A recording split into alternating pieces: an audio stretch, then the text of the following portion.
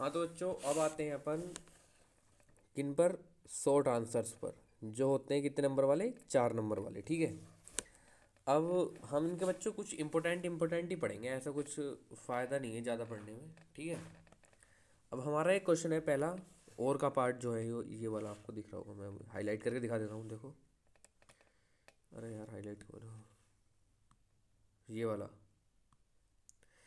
इसमें बोला है बच्चों, how the first world war helped in the growth of national movement in India. चलिए इसके आंसर पे चलते हैं।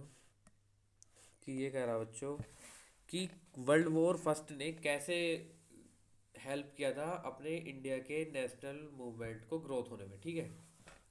अब इसके आंसर पे आते हैं। फर्स्ट पॉइंट है बच्चों, फर्स्ट पॉइंट दे रखा, first world war created a new economic and political scenario. First world war ने क्या करा था, एक नया इकोनॉमिक और पॉलिटिकल सिनेरियो बना दिया था, कि मतलब एक नई कंडीशन आ गई थी अपने देश में। ठीक है। और सेकंड पॉइंट आता बच्चों, huge increase in the defence experiment वो expenditure resulting in the increase of custom duty and importation of income tax. मतलब हमारे जो देश में जो खर्चा था वो हमने डिफेंसिस के खर्चे पे बहुत, मतलब जो हमारे देश का पैसा था हमने वो डिफेंस पे लगा दिया था काफ़ी।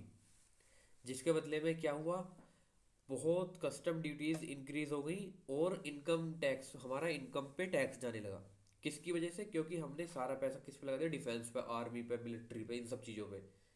तो हमारे से देश भाई बड़ा हुआ, क्योंकि हमने वॉर लड़ी थी, फर्स्ट वर्ल्ड वॉर। और आता बच्चों second, third point, hiked price created more problem to common man, common people. मतलब हाइक्ड प्राइस मतलब जो प्राइस इतने बढ़ गए थे, क्योंकि भाई टैक्स इतना बढ़ गया, कस्टम ड्यूटीज बढ़ गई, हर चीज़ पे टैक्स हो गया था। तो ज़्यादा प्राइस, हर एक चीज़ का ज़्यादा प्राइस हो गया। जैसे पाकिस्तान में रहता आपकी आलू भी ₹70 किलो मिल रहा, आटा भी बहुत महंगा हो रहा। इस टाइप से कि जो प्राइस ज़्यादा बढ़ गया था उसके कारण क्या हुआ, बहुत प्रॉब्लम होने लगी कि नहीं, कॉमन पीपल को, जिनके पास मतलब बहुत कम पैसे होते थे, उन्हें बहुत बहुत ज़्यादा दिक्कत होने लगी।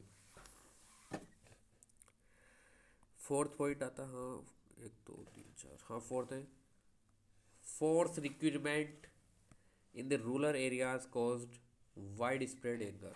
मतलब जो फोर्स थी वो भाई रूरल एरियाज में बढ़ बढ़ के, मतलब सबको, अब जैसे बॉर्डर के पास में जितने भी गाँव वाँव थे, रूरल एरियाज थे, उनमें फोर्स अपना वो कर रही थी, मतलब कि अपना जा जाएगा वहाँ रह रही थी जंग के लिए।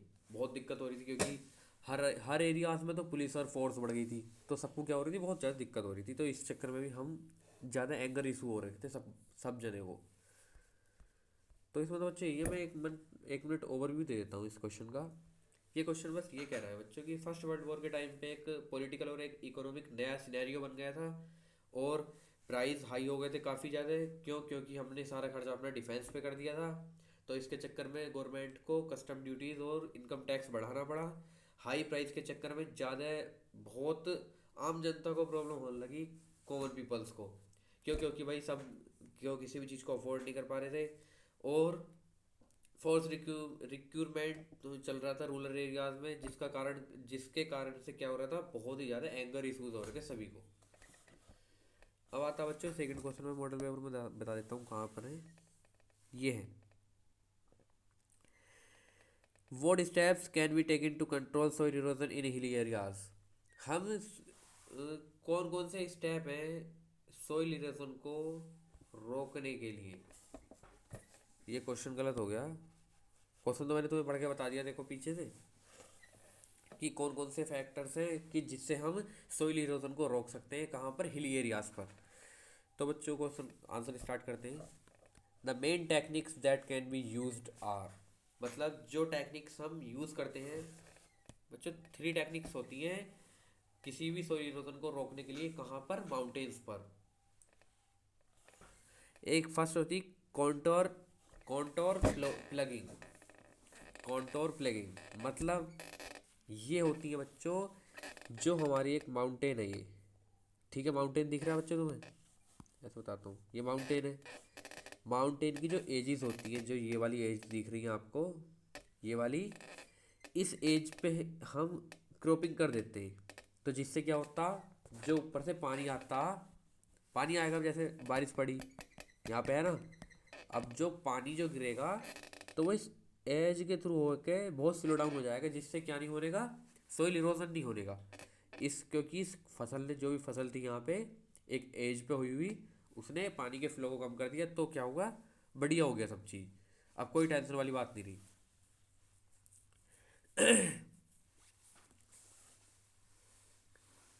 अब बच्चों सेकंड आता है टर्सरी फार्मिंग। अब बच्चों टर्सरी फार्मिंग क्या होती है, देखो, अभी हमारा माउंटेन है, हिली एरियाज पे तो भाई माउंटेन ही होगा ना, ऑब्वियस सी बात है। हम इस पे एक छोटे छोटे ब्लॉक काट लेते हैं, ब्लॉक, छोटे छोटे ब्लॉक काट के यहाँ पे फार्मिंग करते हैं अपनी। ये दिख रही है यहाँ, इस इतने बीच में फार्मिंग होती हुई, यही होती टर्सरी फार्मिंग। अब यहाँ पे पानी गिरेगा ऊपर से, बारिश हुई, रेन हुई, तो बच्चों क्या होगा, आधी रेन यहाँ डलेगी, आधी यहाँ, आधी यहाँ, आधी यहाँ, तो ये भी क्या करेगा, वाटर फ्लो को बहुत कम कर देता, काफ़ी कम कर देगा जब वाटर फ्लो को। तो भाई ऑब्वियस सी बात है, ज़्यादा लैंड स्लाइड्स नहीं होने के। अब अगर पानी एक ही जगह आके गिरेगा तो क्या होगा बच्चों, सॉइल इरोजन होगा। जो माउंटेन्स और हिली एरियाज में सॉइल इरोजन होता है बच्चों, उसका सबसे मेन कारण होता है बारिश। बारिश की वजह से इसमें सॉइल इरोजन होता। अगर हम भाई बारिश के पानी के फ्लो को ही कम कर देंगे किसी भी तरीके से, तो भाई सॉइल इरोजन काफ़ी हद तक कम हो जाएगा ना, ये तो कॉमन सी बात है। अब जो थर्ड आता, स्ट्रिप क्रॉपिंग। स्ट्रिप क्रॉपिंग क्या होता, किसी भी एरिया में एक हम स्ट्रिप बना लेते हैं, मतलब एक सीधी एक ज़मीन ले, ज़मीन का मतलब एक वो काट लेते हैं, पार्ट काट लेते हैं, उसमें लंबी लंबी फार्मिंग करते हैं बस। लंबी लंबी फार्मिंग होगी तो बच्चों ऑब्वियस सी बात है, फिर पानी रुकेगा, water flow absorb in these, water flow absorb हो जाता है इन सब में, जितने भी है ना ये, इन सब में वाटर फ्लो एब्जॉर्ब हो जाएगा, तो भाई सीधी बात है, सोइल इरोजन नहीं होने का। अब आते हैं बच्चों अगले क्वेश्चन पे, जो कि है डिस्क, यार कहाँ गया, discuss the communication means in India. Communication का क्या मीन है इंडिया में, ये रहा question, discuss the communication means in India. बच्चों इसे पढ़ के बताता हूँ। Communication is the process of changing information ideas through feelings and emotion through speech. मतलब कम्युनिकेशन एक ऐसा प्रोसेस है जिसमें हम इंफॉर्मेशन का चेंजेस कर सकते हैं, मतलब एक साइड से उस साइड भेज सकते हैं, आइडियाज़ का चेंज कर सकते हैं, और जी इमोशंस भी हम बता सकते हैं, बोल के आइडियाज़ बता सकते हैं फीलिंग से। तो ये होती कम्युनिकेशन। अब इसका बच्चों आता है कि मतलब अब इसे डिटेल में भी डिस्कस करना होगा। इन अब इंडिया में पूछा ना, in India the communication means to connect somebody through telephone, through internet, and by the communication devices the Indian economy growth fast by uses these things। मतलब इंडियन इकोनॉमी में बच्चों, जो इंडिया में जो कम्युनिकेशन का मीन है वो ऐसा है कि कम्युनिकेशन से हम किसी को भी कनेक्ट कर सकते हैं आपस में, थ्रू इंटरनेट और थ्रू टेलीफोन। मतलब हम इंटरनेट के जरिए भी हम किसी को कनेक्ट कर सकते हैं एक दूसरे से, और अपने टेलीफोन की वजह से भी। अब इस चीज़ का फ़ायदा क्या होगा बच्चों, इस चीज़ का फ़ायदा ये हुआ कि इंडियन इकोनॉमी को बहुत ही ज़्यादा बूस्ट मिला ग्रो होने में। क्यों, क्योंकि अब जो भी स्टॉक एक्सचेंज से भाई, वो हम इंटरनेट से अर्ली मतलब इजीली एक्सेस कर पाए। जो खबर थी, जो कुछ भी था, जो देश विदेश में चल रहा था, वो हमारे पास एकदम आ जाता था, टाइम बिल्कुल भी टाइम नहीं लगता था। तो हम उससे हर चीज़ सीखते थे और ग्रोथ करते थे अपनी, है ना। अभी अब जैसे हम अगर अब इस टाइम पे मान लो करंटली अगर भाई एक मिलिट्री है जो अपने देश को रक्षा कर रही है, अगर एक साइड हमला हो गया तो दूसरे वालों को कैसे पता चलेगा, थ्रू कम्युनिकेशन। कम्युनिकेशन का मीडियम क्या होगा उस टाइम पे, टेलीफोन। टेलीफोन से हम उस साइड बता देंगे कि भाई दुश्मन अंदर आ गए, तुम कुछ अपना करो, समझ रहे हो। कम्युनिकेशन का बहुत अच्छा एक मतलब बहुत यूज़फुल चीज़ है। और जैसे इंडियन इकोनॉमी को कैसे बूस्ट करता है, जैसे भाई स्टेट की कुछ बात है वो सेंट्रल तक पहुंचानी है, तो कोई ऐसा थोड़ी है कि कोई पर्सन जाके सेंट्रल में बता के आएगा कि भाई हाँ ऐसा हो गया। भाई थ्रू इंटरनेट के थ्रू हम टेलीफोन बता सकते हैं ना कुछ भी एकदम इमीडिएटली, हर चीज़ को। तो क्या करा, इंडियन इकोनॉमी में खूब बूस्ट मिला। और अब मैंने देखो तुम्हें इतना अच्छे से समझा दिया भाई, तुम खुद भी लिखाओगे बहुत चीज़ें। अब आते हैं बच्चों इसके नेक्स्ट पे, जो कि है give the meaning of majoritism, why why was disturbance and civil was interrupt in Sri Lanka. Okay, ये अरे यार, ये रहा क्वेश्चन। अब बच्चों इसमें एक टर्म यूज़ करी गई थी, मेजोरिटिज्म। मतलब मेजोरिटिज्म क्या होता है? मेजोरिटिज्म बच्चों उसे बोलते हैं कि मतलब मेजोरिटी को एक साथ मिला देना।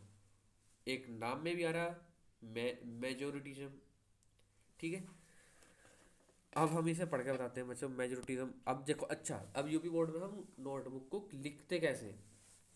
इसने सीधा सा क्वेश्चन में पूछ रखा, गिव द मीनिंग ऑफ मेजोरिटिज्म।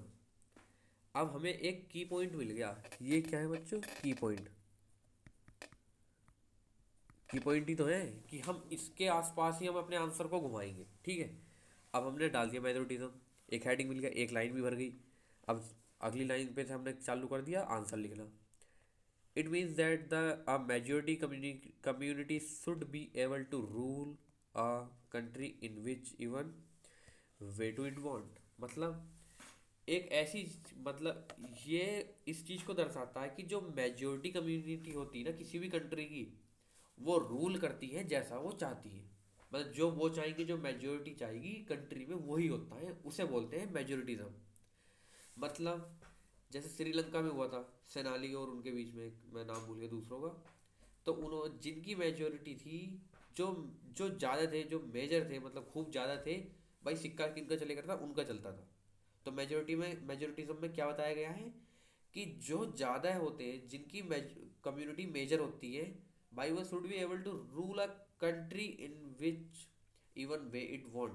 पर जैसा वो चाहेंगे उस कंट्री में वैसा होता था। समझ रहे हो? वह उन्हीं उन्हीं के तरीके। अरे यार देखो, एग्जाम्पल भी आ गया। In Sri Lanka Sinhala people rule the country. अब श्रीलंका में क्या किया था? सेनाला पीपलों ने रूल किया था। किस बेसिस पे? क्योंकि भाई उनके पास मेजोरिटिज्म था। वो बहुत ज़्यादा थे एक दूसरों से। श्रीलंका में मेजोरिटी क्या थी? सेनाला थे सब। तो भाई वो तो अपनी मर्जी से अपनी लाइफ जीते ही या रूल बनाते। अब नेक्स्ट टॉपिक था बच्चों civil war in Sri Lanka. Sri Lanka civil war happened from 1983 to 2009। The reason behind the civil war was the created an independent state called Tamil Nadu in north and east of the country। मतलब बच्चों ये श्रीलंका की जो civil war हुई थी, वो इस चक्कर में हुई थी तमिल और सेनाला के बीच में। कब से हुई थी? 1983 से 2009 तक हुई थी। इसके पीछे रीज़न बस एक ही था कि हम इंडिपेंडेंट होना चाहते हैं, वो बोले तमिल वाले। तो भाई हम ईस्ट, वो नॉर्थ से ईस्ट तक हम क्या होना चाहते हैं भाई? तमिल वाला। हम हमारे जब हम तमिल हैं इसमें, तो हमें भी तो कुछ हक दो। मतलब हमें भी तो कुछ वो करवाओ भाई कि हम कंट्री में इंडिपेंडेंट फील कर पाए। तो इसलिए क्या हुई थी? वॉर हुई थी, क्योंकि रूल कर रहे थे सेनाला। अब भाई तमिल वालों को बहुत दिक्कत आ रही थी, तो इस चक्कर में तमिल वालों ने आवाज़ उठाई, इनको भाई हमें भी इंडिपेंडेंस दो। समझ गए ये वाला क्वेश्चन? अच्छा, आओ शायद लास्ट क्वेश्चन है ये शॉर्ट का। Give few example of environmental degradation that you observe around you. मतलब एनवायरमेंट डिग्रेडेशन के जो वो है, कुछ एग्जाम्पल दो एनवायरमेंट डिग्रेडेशन के जो तुम अपने आसपास ऑब्जर्व करते हो। भाई चलो देते हैं, पढ़ते हैं। अब तो अपना ऑप्शन पढ़ते हैं अपना answer. Few example of environmental degradation that we have observe around us, these are. मतलब जो हम वो हैं, क्या कहते हैं उन्हें, एनवायरमेंटल डिग्रेडेशन है, वो हम एब्जॉर्ब करते हैं जो हम अपने आसपास, वो ये रहे। क्या क्या है? डिफोरेस्टेशन, मतलब पेड़ों का कटना। अब जैसे मैंने बच्चों इनके आगे को नहीं लिखा, तुम तो आगे को लिख सकते हो, क्योंकि भाई तुम्हें 80 वर्ड्स में लिखना है। थोड़ा सा बढ़ा दोगे तो बढ़िया नंबर आएंगे, इसमें नंबर कट सकते हैं, इसमें एक नंबर काट लेगा एग्जामिनर। आप आगे से लिख देना, मैं समझा रहा हूँ। जो इतना तो आती होगा भाई, जो हिंदी का इंग्लिश में लिख दो अपने आप से। तो चलो मैं समझाता हूँ। पहला है बच्चों डिफोरेस्टेशन। डिफोरेस्टेशन मतलब कि पेड़ों को काटना। Second soil erosion. Soil erosion मतलब जमीन का टूटना कटना, मतलब जो ढांगे गिर जाती है इस टाइप से सोइल का इरोजन होना। जैसे मतलब ये पूरी सोइल है, इसके दो पार्ट में डिवाइड होगी, क्या हो गया, ये सोइल इरोजन हो गया। अर्बनाइजेशन मतलब सब शहरों, मतलब ज़मीन पे शहरों का बसना खूब। इंडस्ट्रियलाइजेशन मतलब इंडस्ट्रियों का बनना। अब भाई इंडस्ट्री भी तो दिन ब दिन बढ़ रही है, वो क्या कर रही है, नॉइस पोल्यूशन कर रही है, सो वो वाटर पोल्यूशन कर रही है, और क्या कर रही है भाई, एयर पोल्यूशन भी कर रही है। तो ये दिक्कत ही तो है। अर्बनाइजेशन मतलब अर्बनाइजेशन में ये हो रहा है कि भाई जिस लैंड पे हम अच्छा खासा हमारी हरियाली होती थी, पेड़ पौधे होते थे जिससे हम ऑक्सीजन लेते थे, उन पे क्या बन गया, बड़ी बड़ी बिल्डिंग बन गई। तो ये भी तो गलती है। और यूजेस ऑफ केमिकल फर्टिलाइजर मतलब हद से ज़्यादा केमिकल फर्टिलाइजर का ज़मीन में यूज़ होना। अब भाई उससे भी तो ज़मीन बेकार हो रही है, एनवायरमेंटल डिग्रेडेशन ही तो हो रहा है इस चीज़ से भी। भाई गलत गलत गैसेज हो रही है, गलत गलत तुम दवाई लगा रहे हो अगर ज़मीन में, तो भाई वो दिक्कत दे रही है ना एनवायरमेंट को अपने। तो बच्चे यही होता है। क्या कितने पॉइंट बता दिए मैंने, एक दो तीन चार, 5 पॉइंट। 5 पॉइंट बहुत है बच्चों 4 नंबर लाने के लिए। बाकी का तुम्हें मैं समझा ही दिया। देखो कि डिफोरेस्टेशन मतलब भाई पेड़ों को काटना, सोइल इरोजन मतलब जमीन का टूटना, अर्बनाइजेशन मतलब नई नई सोसाइटी बनना, इंडस्ट्रियलाइजेशन मतलब हर जगह इंडस्ट्री खुलना, और some uses of chemical fertilizer मतलब केमिकल फर्टिलाइजर का यूज़ हो गया जिससे कि हमारा क्या हो रहा है, सोइल इरोजन, वो सोइल डिग्रेडेशन।